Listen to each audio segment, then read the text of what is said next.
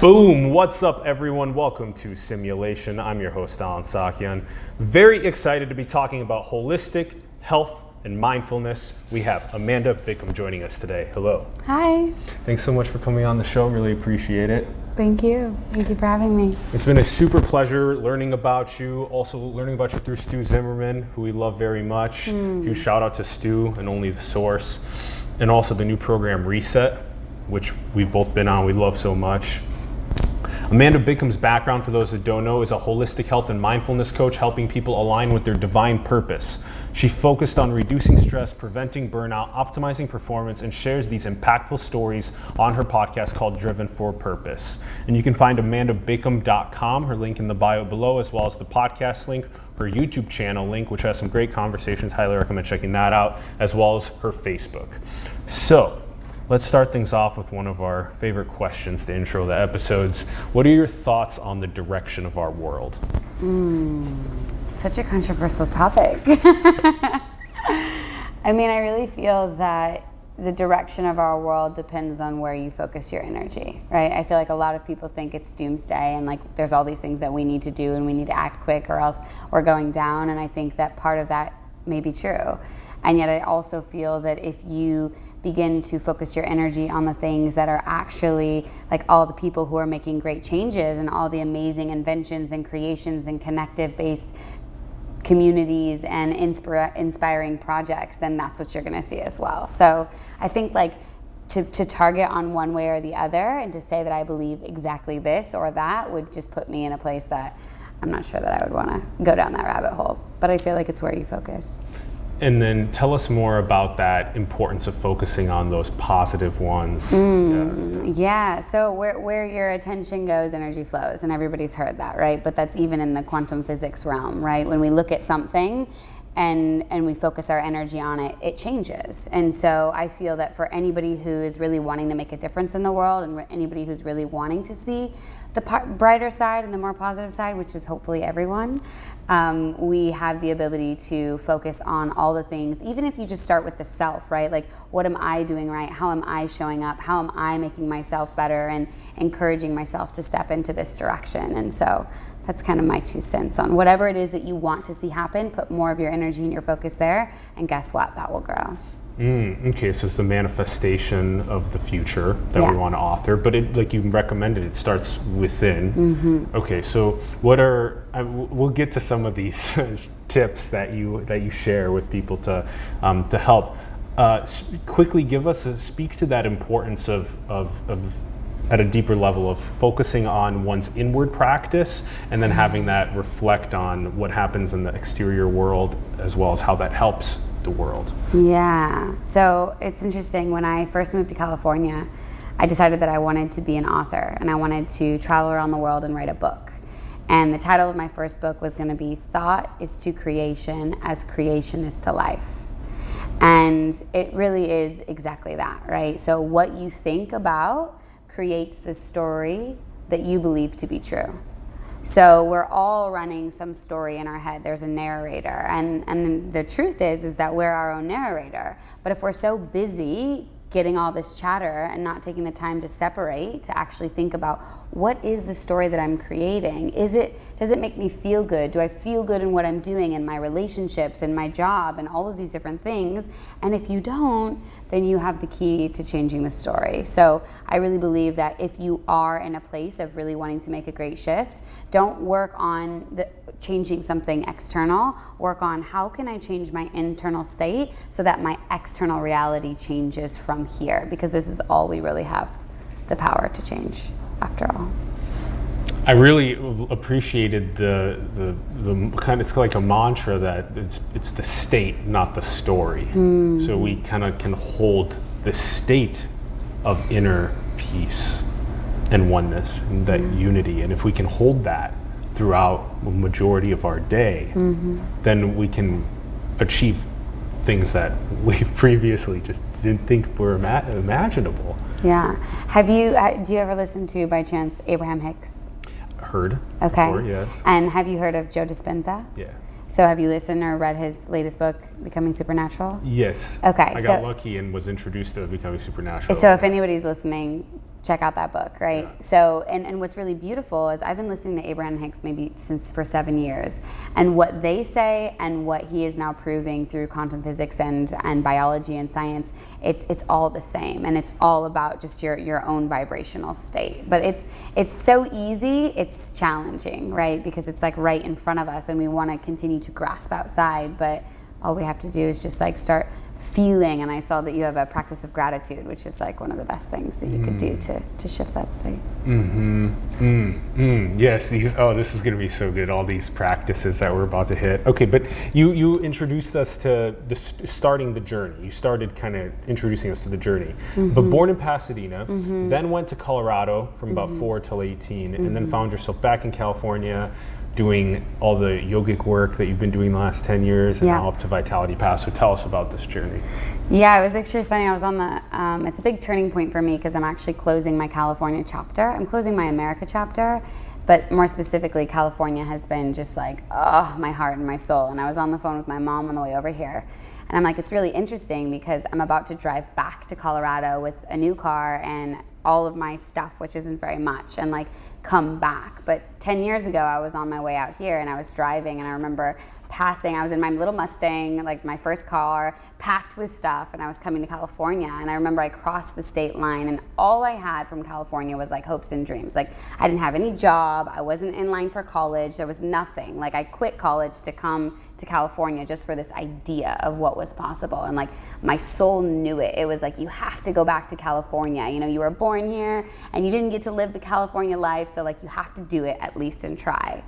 And yeah, I ended up I remember crossing the California state line and being like crying, and like my friend was driving and I was like trying not to let him know, you know? And I'm like, what the hell are you doing? Yeah. What are you doing? You know, and the truth is that 10-year journey has just taken me on such a ride of the self, right? Like when I left everything that I knew, my friends, my family, there was nothing here, I started all over. And it was like, okay, well, what do you want to build? Like here you are in a place that you have no strings, no ties, no nothing. All you have is this vision and this idea and this deeper root knowing that you're supposed to be here for some reason. And that has led me on, you know, a very challenging journey, like very emotional times where I'm like, what in the world? Like, why am I here? It's expensive, it's challenging, it's hard, you have to hustle, all these things. Like I'm fighting with everybody else to like do the things I believe in. And yet also like the most growth and the most beauty and the most amazing opportunities. And like there's something about California, it's like this vortex of people, especially in the Bay Area, like you have to work hard to be here. And I really have like a really beautiful appreciation for anyone who's here doing what they love, because you have to hustle in order to do it, and you just meet amazing people in that world because of that. I loved your story of just this calling and just pursuing what so many people say is these greatest challenges or adversities, because right on the other side are our greatest treasures. But there's not an instant gratification. No, not at all. This is definitely like a long-term bet, and one has to persevere through the continuous ups and downs, and then they find themselves so much more spiritually developed. Yeah. And I'm super happy that you took that risk and that you have this story now. Okay, but you did a lot of crazy things throughout. You actually went and back and forth 3 years in India. Yeah. Also Southeast Asia, Thailand, Vietnam, Nicaragua, planning to go to Europe on June 2nd. So tell us about what you've been learning through these spiritual endeavorings outside of the United States, and how that's integrated into this synthesis for you on all these spiritual practices that you now take in. That's probably one of my favorite topics. Let's do it. So, you know, again, it's this whole like deconstructing my reality. Like I realized that where I grow up I was so conditioned by what everybody else was doing, and like seeking connection from others and seeking approval for others and wanting this like reassurance that I'm on the right path and I'm doing the right thing. And yet, you know, whether that's college, the programming that you need to go to college, or the programming that you need to be a certain way in relationships, or whatever it is. And, you know, I've always kind of questioned that. There's always been something that's like, is this really me, or is this me wanting to appear that I'm this thing so that I can be accepted or approved? And so I remember, I think I was like 20 or 21, and I was on this path to go to Berkeley to finish college and do all these different things, and like nothing was working for me. I had crammed in school at San Diego in order to transfer to go to Holistic Health School, and then ended up like trying to find a place to live, and nothing was working. And that was the first moment where I was about to freak out because I quit my job. I was like selling my apartment. I was getting rid of all my stuff, and I'm like, oh my gosh, like everything I've worked hard in order to do the right thing, nothing's working out. What's going on? And it was in that moment of like about to be panicked that I was like, stop.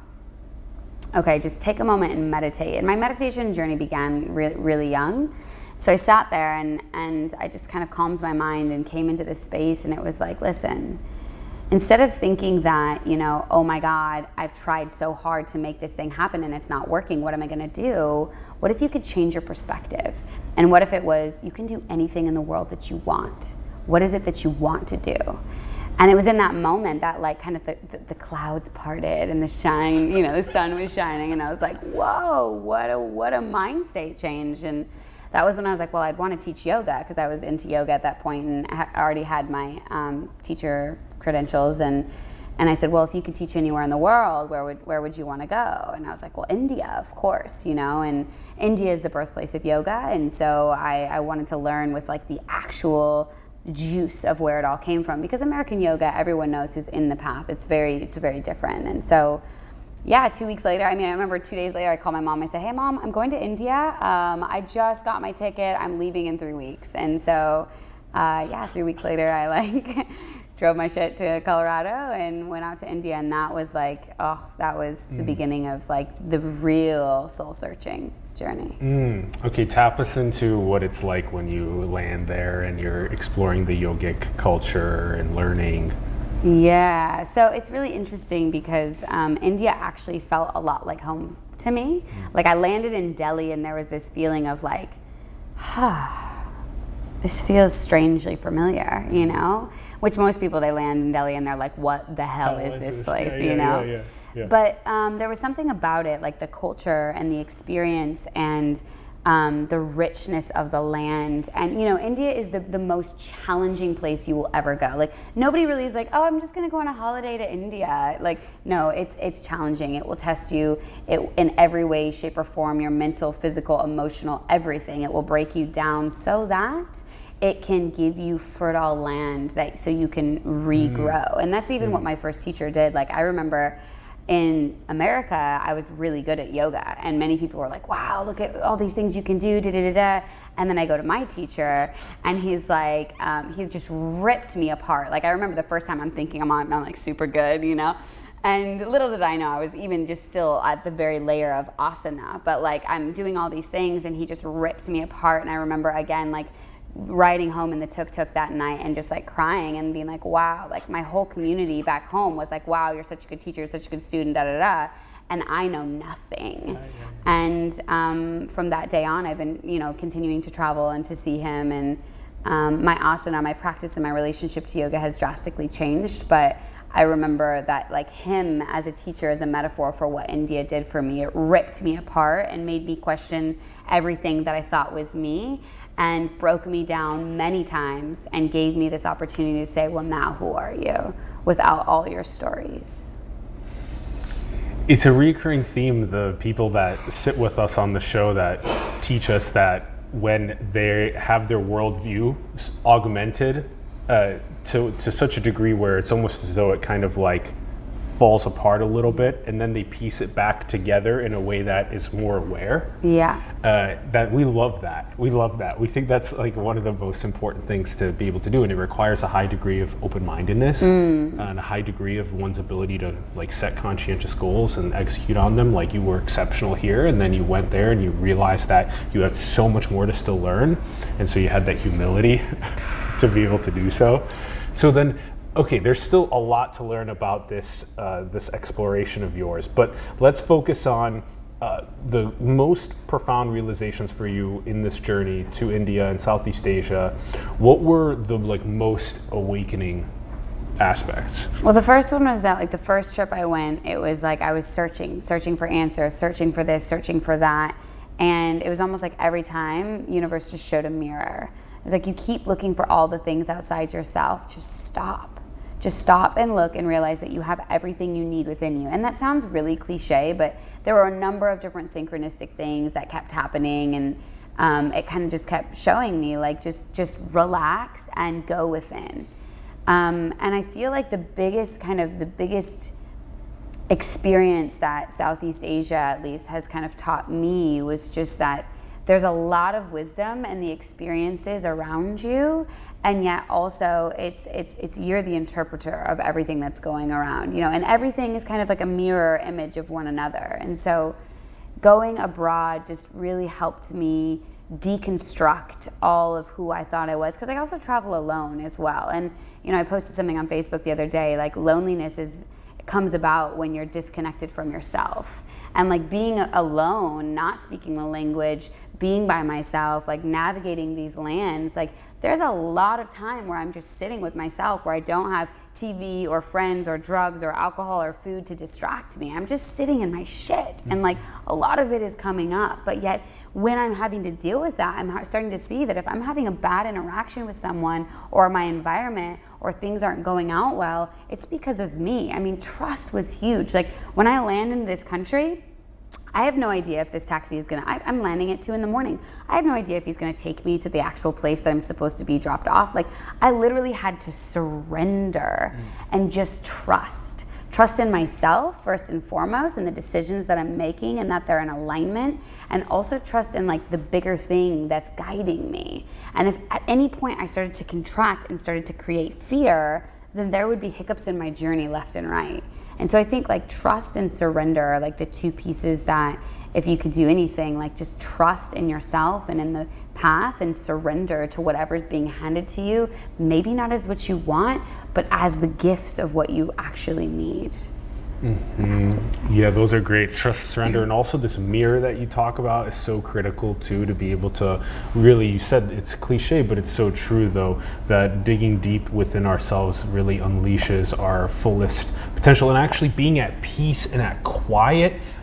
You said there's no instantaneous gratification distractions to be able to pull you away, and even the socialization, you can't just like call up a friend and go and hang out with them type thing. So you're forced to look in the mirror. Yeah. You're forced to have these things come up, and for you to engage with them and spiritually grow in that presence. And actually, it's a reoccurring theme of the leaders of the last thousands of years, that the most profound creative moments at a lot of the time come from being in complete silence and stillness, and away from the distractive fabric that we've built in many ways.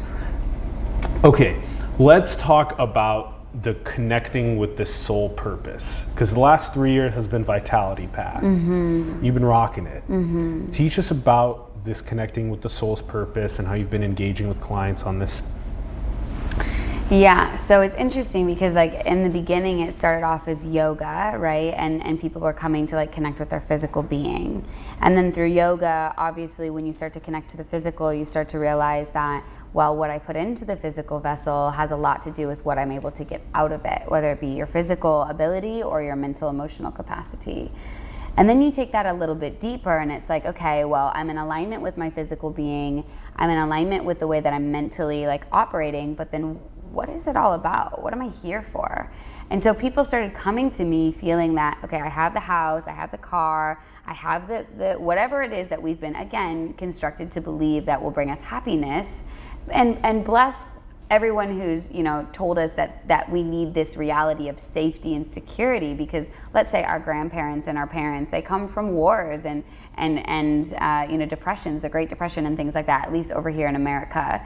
And so it's really important to then come back to, okay, well, we're changing drastically. So what is it that I'm here for? Like, it's not about, like, I can make a ton of money and I'm super stressed out. Like, a lot of my past clients have been in the Bay Area, and they're, you know, working at tech companies, or they're really good at whatever it is, and they're making a lot of money, and they're just like soulless. They're like, I don't feel connected to my body, I don't feel connected to my community, I don't feel connected to what I'm actually here for. I don't understand. This is what everyone told me was the golden ticket, and I'm doing it, and I'm just really depressed and miserable. And so, yeah, feeling into that, and like, then that means like, okay, am I living my truth, or am I living someone else's truth?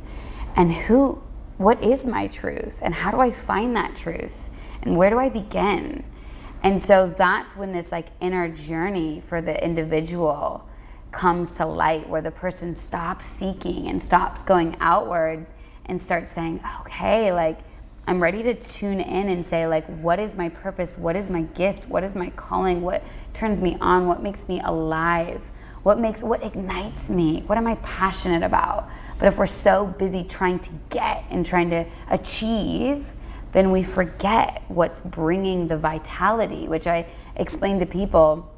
What's the difference between energy and vitality, right? Energy is determined upon the outside, how much sleep you got, how much food you ate, how much stress you have. But vitality is this wellspring within you that's just waiting to be tapped into. And so that's kind of how the vitality path was sprung. Okay, wow. So we're sort of funneling humans into the economic machinery within metropolises. And when we do that, we have these crises that emerge where people say, what am I doing here? And am I actually following my true purpose in life? And so then that's a fascinating first sort of tapping into who am I really? And then further is that this word vitality, I think, is so beautiful. So the state of that wealth spring within us is always with us. That state's always with us, but then it's up to us to tap into it. And so it's not as but it does have interplay with that sleep and nutrition. Sure. Yeah. Okay. So teach us more about it. Yeah. So I mean, first of all, like people, when they start to feel this, there's usually something that happens to the physical body.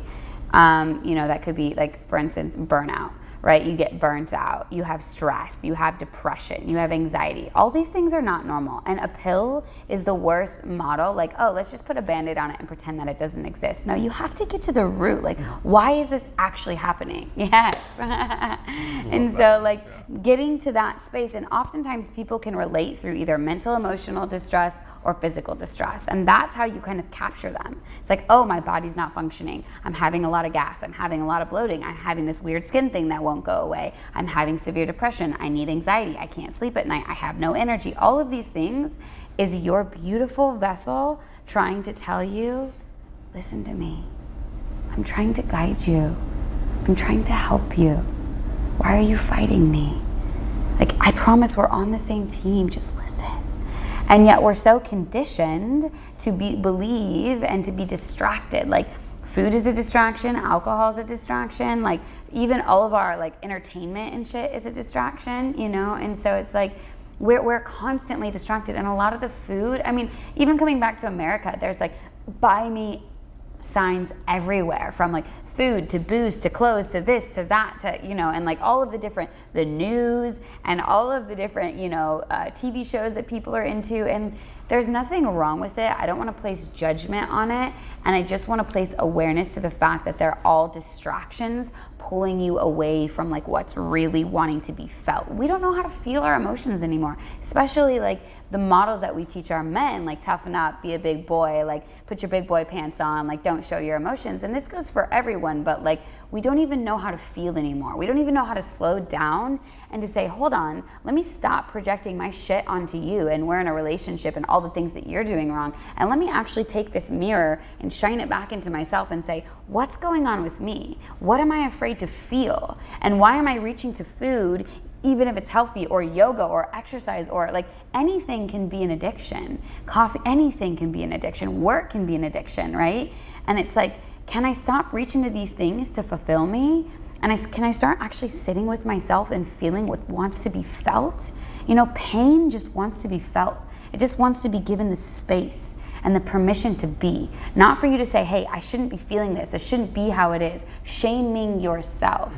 It should be about actually connecting to and creating compassion for what's alive in you. And when we do that, all of a sudden, all this tension and holding on starts to melt away. We understand the act of surrender, and then that's when everything just starts flowing, because we realize it's not about us. It's not about our egos or our minds or what we want. We're a part of something much greater. And so, yeah. Yeah, you're on fire. It's so awesome listening to you. Okay, wow, yeah. And I wonder how much different this is than the eastern part of civilization, especially Asia. It does very much seem like the buy me signs are everywhere, the addictions to food and drugs and entertainment networks and anything that's not tapping into our deepest senses of purpose and emotion. You said give it that space. I used to spend more time trying to quell the emotion, and then I started letting it emerge and cry with it, and and feel it as pain. It's just, sometimes you feel it and you're just like, I shouldn't, feel it for so long. There's probably a line where you're just like, okay, well, maybe. Are you getting caught in the story and the drama? Yeah. Yeah. So there's these intricate balances. So then maybe it is true that for some of us, the purpose on this color wheel of complexity, that each one of us are these colors, some of us find our greatest alignment and purpose with the hustle. Sure. That we want to build and focus on building. We don't want to go and do the entertainment and all that other stuff. Yeah. But maybe for other people, their color is to do the entertainment. Yeah. But then how do we solve the biggest world challenges? If everyone's doing the entertainment thing, we're not tackling the world challenges. So how do you feel about there being a color, let's say, on the wheel, the ones that are maybe tackling the greatest challenges? Do you feel like we have a deeper level of importance for that color on the wheel? Explain that to me a little bit more. I want to make sure that I'm fully understanding. As in the ones that are focused on tackling these challenges and hustling on those versus ones that are maybe just doing the entertainment and the distractive things? Yeah. Well, it's all a balance, right? It's all a spectrum. And I think that one of the things that really bothered me in the whole Me Too movement and masculine feminine situation is, again, this victim mode, this victim mentality, or this we're better, or all of this. You can't have one without the other. We are always seeking balance, but we'll never be in balance, because if everything was balanced, then there would be no life. There would be nothing to do. There'd be nothing to continue to create this ebb and flow. And so I think that as we continue to wake up as a society and as a collective, more and more people, you can be a conscious creator, right? There is so much that you can do and get involved in and create. And look what you're doing, there is so many ways to contribute and to light up whatever it is that makes you feel alive, and do so in a way that's beyond just numbing out or just yourself, that's tapping into this greater connectivity, which is what we all want at the end of the day. I think the greatest thing right now most people are feeling is the pain of feeling alone. And it's well, if you connect to something greater and if you funnel that into your purpose, then all of a sudden you have this opportunity to continue to do the things you love, but do it in a more intentional way that not only benefits you, but it benefits the greater consciousness, and therefore you're not doing it alone, you're doing it with people, whether it's felt on a logical level or just sensed on an energetic level. That's a great synthesis on the dichotomy between these different colors on the wheel and their roles in the greater civilization that we live in. Yeah, I'm still trying to figure that one out. It seems as though we need the ones that are solving the problems in a greater we motivate more to, otherwise we'll just funnel more into the economic machinery without that realization. So all the things that you're teaching us right now, awaken and inspire, just like we aim to do with this program. I want to hear on these things that you were mentioning a little bit ago. Specifically, you have this bio-individualized nutrition. And we seem in many ways to just be in a crazy. Are we actually in control? Are these microbes? Is there microbiome in control? Yeah, you're laughing. The nutrition world is such an interesting, that whole world is very interesting in and of itself. And I think that First of all, bio-individuality means that like you know better than anyone else. There's no diet, there's no specialist, there's no doctor, there's no nothing that knows better than you. But the problem is that we've taken all of our own like agency and put it into the hands of others and say, oh, I don't know, you're the specialist, tell me what's wrong with me. And it's like, although yes, like there are some people who study these things forever, but you know your body better than you. But if you don't spend time getting to know your body and getting to connect to your body and getting to listen, giving it the space so that you can listen to what it wants to, what it's trying to tell you, then you're not going to be able to try to figure out its message or know what's best for you. So bio-individuality is understanding that principle that like everyone is unique. And because you're unique, what you need is going to be different than what I need, and what amounts and in what variations. So the way that I work with nutrition with individuals, I actually have it's called a System Reset Detox program. And it helps people it gives people a structure to strip out all of the things that are kind of clouding their channel, not only in their physical body, but also their energetic and mental emotional bodies, so that they can come back to self as bare bones as possible, without all of these, like, I'm not sure what's causing what, and then begin to understand how different foods are affecting them in their mental, and their emotional, and their energetic, and their physical. And it gives you mindfulness-based practices so that you can be aligned and really listen to, like, is this me? Am I reading this? Is this really what's true for me? And I think that, you know, to answer your question, is it our microbes or is it us that are more in control? Where everything is affecting everything, you know? So if you have a lot of guilt when you're about to eat something because you read it's really bad, then guess what? Your body's gonna say, okay, well, there's guilty, this is bad, let me put fat around it, and this is gonna be a toxin. If you don't, that's why some people can like drink and eat whatever, and somehow and smoke like a chain, and they live to be like 100, whereas other people who are very, you know, oh my gosh, I'm trying to do all the right things, can like end up having a lot more complications. And so I think, you know, taking agency and just remembering that like you have the tools again within you, and yes, there are some practices that can help you find those tools and find that alignment, but ultimately you know what's best for you. But if you're too busy being distracted and not listening, then you're not going to be able to understand the messages that your body is communicating to you. Does that make sense? Yes. That is the bio-individualized program. Yeah. And it seems as though the newest scientific advances, especially into all the craziness into the microbiome, like the metatranscriptomics and all this crazy stuff, that potentially give us the scientific insight that can kind of roll with us in this whole, I know what's best for me by the way that I treat my food and the way that I treat my eating cycles and how I feel, to kind of like potentially work together and to potentially validate one another.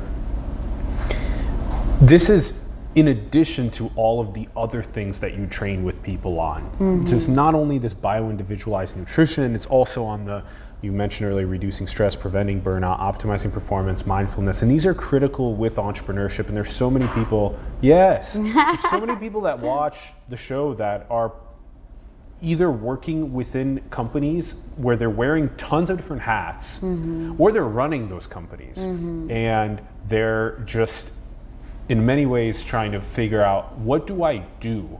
I love what I do. If you loving what you do, awesome. That's a huge first step.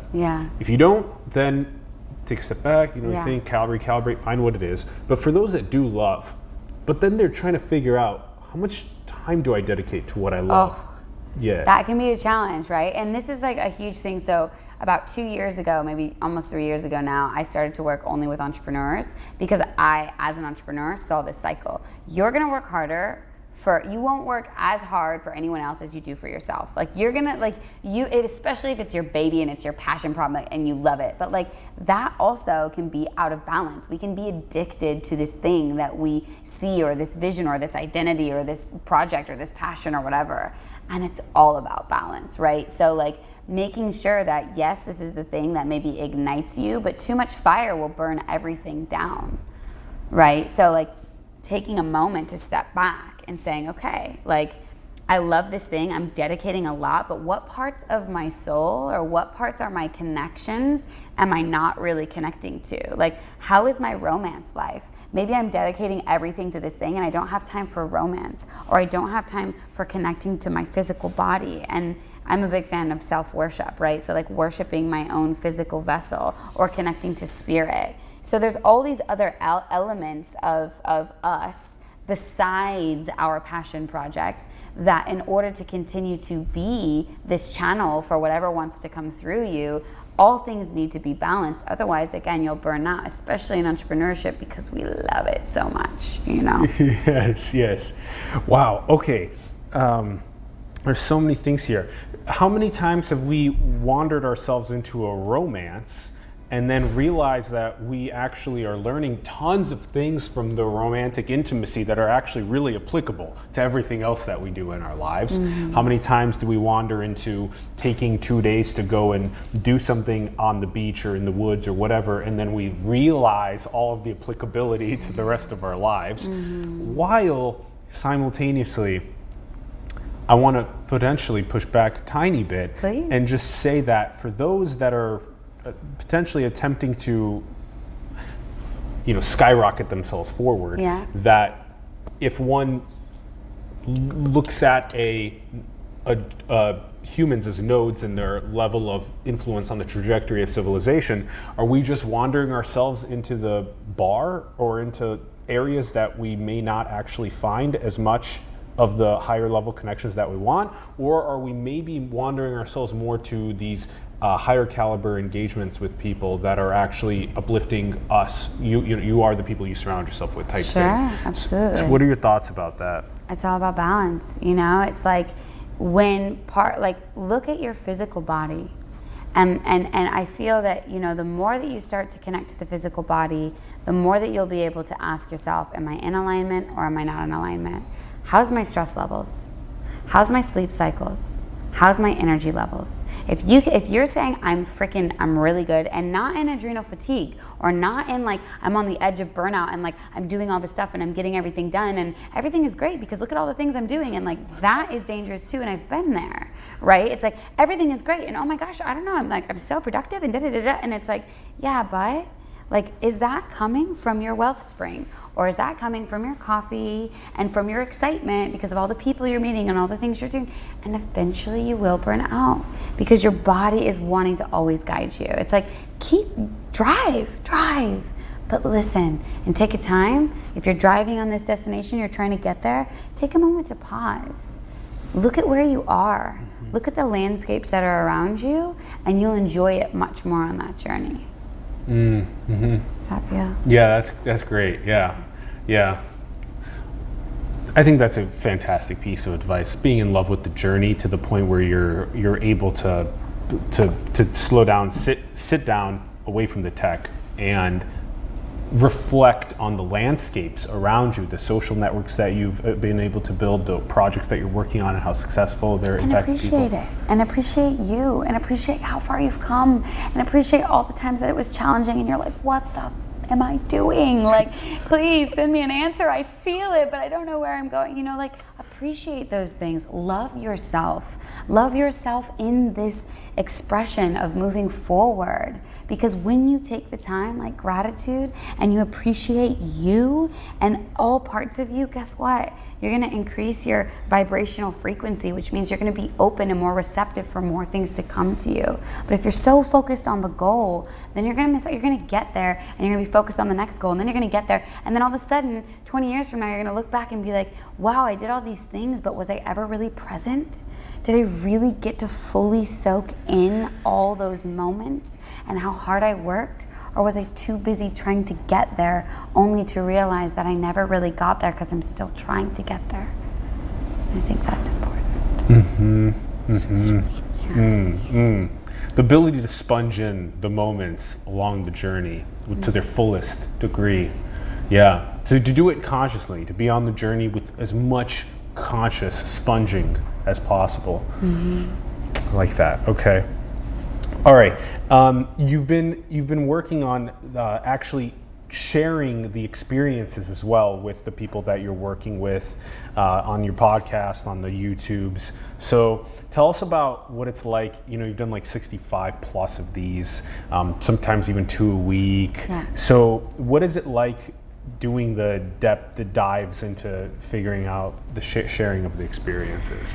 Well, that's like the most fun part for me, like as a creator, someone who I really enjoy creating and I really enjoy sharing. And like there's this vulnerability, I'm almost kind of overusing that word just because it's like almost overused at this point, but yet I'm consistently kind of leaning into my edge of discomfort of like, whoa, I'm having these life expanding experiences and I am no different than anyone else. I didn't come from like a privileged background. I just came from middle class, like I remember when I moved to California, my mom's like, well, you're on your own. Like I'm not helping you out anymore. And this was like right when the 2009, right after the crash happened. And so like shit was just a little scary and jobs were a little bit harder, But I think that moving in this direction of like trying to understand where it is your route is or where it is you're going, like taking full agency is really important in order to shift, to where it is that you're wanting to go. And so I totally forgot the question. Can you tell me the question again? Just about the shared experiences. The shared experiences, thank you. It happens. Yes. So sharing these experiences, it's like I find so much richness in being able to take my experience and pull back from it and be like, whoa, like I created this experience, whether it was terrible or whether it was amazing. And then kind of look at like, what did I do in order to create this experience? And what did I learn? And then how can I share this with others in a really like felt way so that people can actually feel like, that's me, I've been there, but then not continue to stay stuck in this story, but actually pull themselves out and get tools to begin to identify how they're creating the story and then change it from that place. And so sharing, my journeys as I'm going all around the world and having these like mind-blowing experiences, I share them, number one, to inspire that anyone can do whatever it is that you want to do as long as you have the dedication, the determination, and the mindset and the tools as well, and the help and the support. And so it's kind of like this online conscious community that's growing of people who are starting to take their own agency and apply it to their lives. And it's beautiful because it allows me to not only have these experiences, but then also share it with others so that they can continue to like vision for their own lives if they're in a place that they're not really excited about. Maybe they're still in their hometown and they're unhappy, or they're in a job and they're unhappy. It's like, how do I get from here to there, kind of a thing. Yeah, being able to provide the tools that are needed, and then the awareness shift of, the tools that I need in order to make these transitory moments in my life actually come to fruition.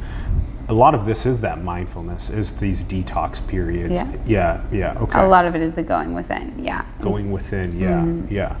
Okay. Understanding my soul purpose, my divine role in this big game of civilization. And believing that you matter. Believing that like you make a difference. I mean, think about it in a vibrational standpoint. Regardless of who you are, regardless of what your story is, or we are all vibrational beings. Like that, take it down to science if that's where you want to go. But our vibration determines like how we feel. Right? If we feel good, we're at a higher vibration. If we feel depressed and sad and lonely, we're at a lower vibration. Again, nothing is better or worse, it just is. But if you come in and you're feeling like when you greeted me, you're like, hey, how's it going? I'm so excited. It's like, wow, that's a higher frequency, and that's attracting more of that to you. You get to interview all these amazing people because your energy is inspiring and higher. But if you're sitting here in this lower vibrational state, saying this story about how this isn't fair, and you're playing victim mindset and all these things, and you're like, I can't get out of this, and this is how my life is, and this is just how it's going to be, you're going to continue to attract other people who are like, yeah, I understand what you mean, like life sucks, like the weather sucks, all of these things. And it's like, well, if you say, no, hold on a second, I matter. And how I show up in the world matters, and how I treat me matters, then it doesn't matter. You start saying that to yourself. You go to the grocery store, you have a smile on your face, and you're like, hey, how's it going today, to the checker? And he's like, wow, thank you so much for being so friendly. And you're like, yeah, no problem. You just made that guy's day. And guess what? His vibration is going to shift. And when he goes home to his wife and he's in a better mood, that's going to infect her, So we all matter.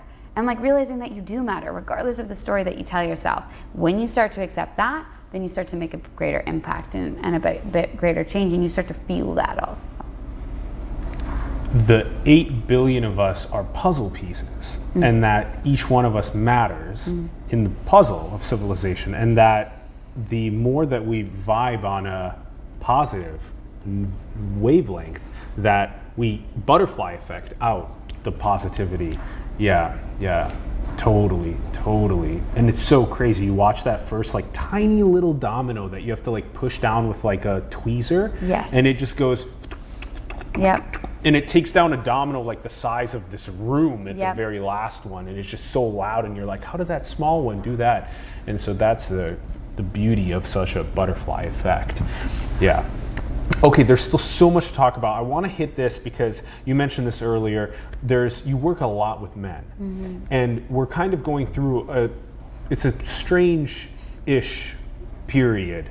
Yeah. Because a lot of civilization is built by the patriarchy and the economic machinery of growing these businesses and providing the ubiquity and food and electricity and water and shelter and all these things, while simultaneously there's been a severe disconnect from Mother Earth. And men need to open up for vulnerability, for connection to what we feel, and engaging other men and women on that, and children on that level. So teach us about what this practice has been like with other men.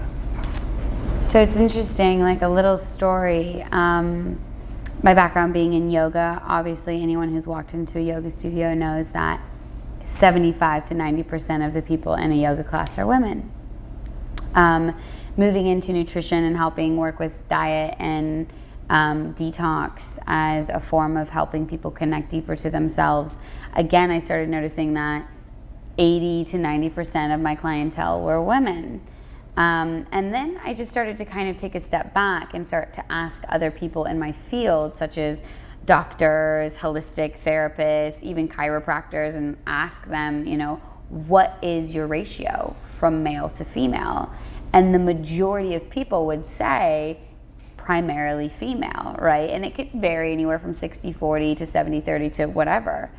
And I started just to take a second and step back and say, well, that doesn't make sense. Right? Because women, our bodies aren't any less functional or less, we're no less functional than men. What's really going on here? And I started to ask, I started to question, I started to ask all the men around me. And I've always been like the one woman with like a lot of male friends in my life. And I just started to ask that. And most of them were like, well, we're taught not to ask for help. Like, toughen up, be a big boy, put your big boy pants on, don't show your emotions, you need to get out there, get back on the field, all of these different things. It's like this repressive structure that has disconnected men from feeling that they could be open and honest and create super deep, true, heartfelt connections with other men, which creates more competition, which creates more scarcity, which means we take more from the earth, which means there's more scarcity in love, which means that's the center of everything that we all really want. And so I started also feeling that because there's a lot of pressure for men around the story around how men need to be for women, they need to be the providers, they need to be the support, they need to be the protectors, that they also, and I've heard from many men, it's well, the moment that we do break down or the moment that we do get soft, it's women want us to be soft and vulnerable, but the moment that we do, it's they can't hold us. They can't support us. And then it's well, here, you want me to be your rock and your supporter when you're feeling emotional, but what about me? And hearing that from men was oh my gosh, and I can see that and I can feel that. And so I think that there's this, that's what made me say, well, hold on a second. I just want to work with men for a while.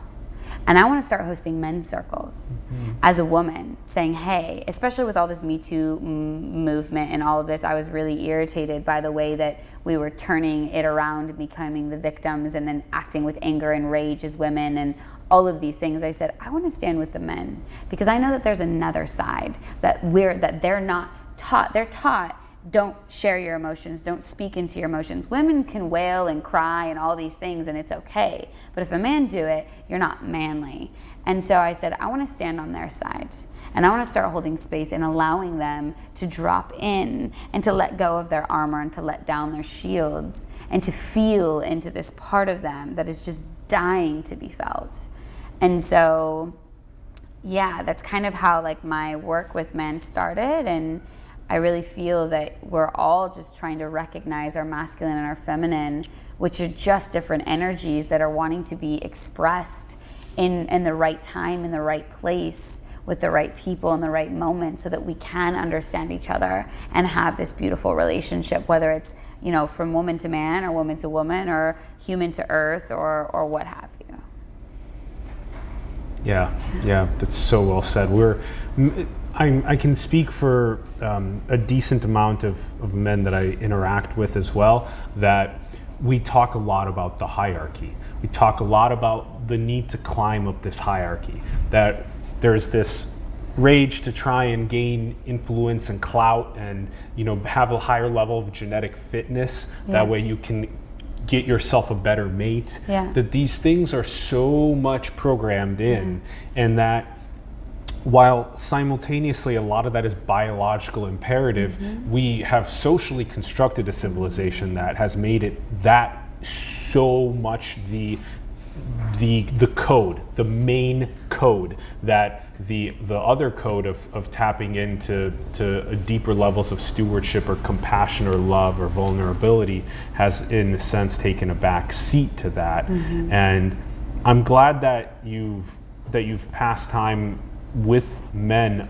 helping them with these circles of conversation around these topics, because I would love to even open up the studio space for these types. We were talking to, you know, Vika Victoria just yesterday from Brave New Men about this as well, Amanda Biccum as well. Why don't we do, let's invite these guys that we talk to about hierarchies and climbing, and let's have a round table about that with you leading. And let's see what comes up, because a lot of things would come up, a lot. And to be able to have content that shows that, hey, men can be vulnerable, men can reflect inward on what is truly their emotional state, their divine purpose, and have an open conversation about that, I think that will help us a lot moving into this crazy exponential technology age where there's 8 billion of us and the geopolitical climate is changing so much. And I think if we come back to this idea of just reconnecting to ourselves, you can climb the ladder, you can have the success, you can have the fitness, you can do all those things, and you can do it in a way that's more with integrity, that's less about you and your own stride, and more about like, how am I doing this for something greater, and how do my actions like affect something bigger? Like, there's nothing like the masculine. It's been beautiful. It's gotten us to where we are. It's a beautiful aspect of every single human here. There's nothing wrong with competition. It's about how are we funneling this energy, and is it in a deeper rooted sense for something beyond the ego, beyond the self, right? And I feel like that's where we're coming back to. It's like, wait a second, like I can have all the things in the world, but if it's not rooted in something bigger, then I feel alone with all these things, you know? Yes, and when I've had the opportunity to look at the mirror, thanks to mentors of mine that have said, no, Alan, seriously, look, how ego-driven are you? How selfish are you? How greedy are you? And I've really had to like cry, because I'm like, holy fuck, these things are, how is it possible that these things are really within me? And then having the practice of working on how I feel about it, and really working on having that being about transcendent, the channeling of the ideas through to inspire and engage, having that be a transcendent experience, that it's not about the ego, that it's not about the selfishness, that is what has been like a key growth pillar. And I hope that ends up being the one that takes us through that exponential technology and geopolitical age, because then that'll really drive us to that unity and cohesion. Okay, a couple quick questions on the way out that we like asking our guests. This has been such a great episode. We'll have to do this more often when you come through the area after you go to Europe and come back. Yes. Okay, first question. Are we alone in the cosmos? No. You want me to elaborate? No, I mean, I don't feel that at all. I feel like there's so much more. I mean, I think it's ignorant for us to think that we're the only things that are here and the only things that exist. Like, just look at it on a logistical scale if you want to, how small we are and how big the world is. Like, I think it's easy to see that there's so much more. And then the next question is, are we in a simulation? Maybe. Could be, you know, like I believe we are the creators of our own reality. So it depends on what scope you want to, you know, how big you want to step back from that, right? Go a little deeper. Yeah. So, I mean, if we are the creators of our own reality and we're in this space and we're navigating, you know, this dream, it's like a dream, right? Then one day we'll wake up from the dream, and maybe you call that death, but you're waking up from this understanding that we were pure consciousness from the very beginning. It all began, and we're just here in this 3D world experiencing this dimension of matter, which is so beautiful and also funny in the bigger picture of it all. So like one day I feel that the death is really just waking up from the dream that we created, being in this like fun, tangible reality. It's my story anyway. Well, we the next time we sit down together, we have to spend a decent chunk of time talking about that aspect of of spirituality, being these role-playing characters in the game, and Mm-hmm. It's funny, this funny 3D world that we live in. It is funny, yeah, and when you see it as funny, it's like you don't take yourself too seriously. Which is like when there's like crazy traumatic things that are happening, like okay. And it's a part of life, and like see it and accept it and don't be ignorant, but like also like kind of laugh at it and then choose to again focus on the things that you can control. Yeah. Right.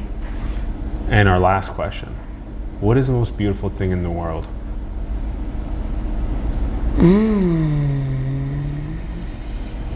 The ability to experience this felt sense of presence and what that means in each and every moment.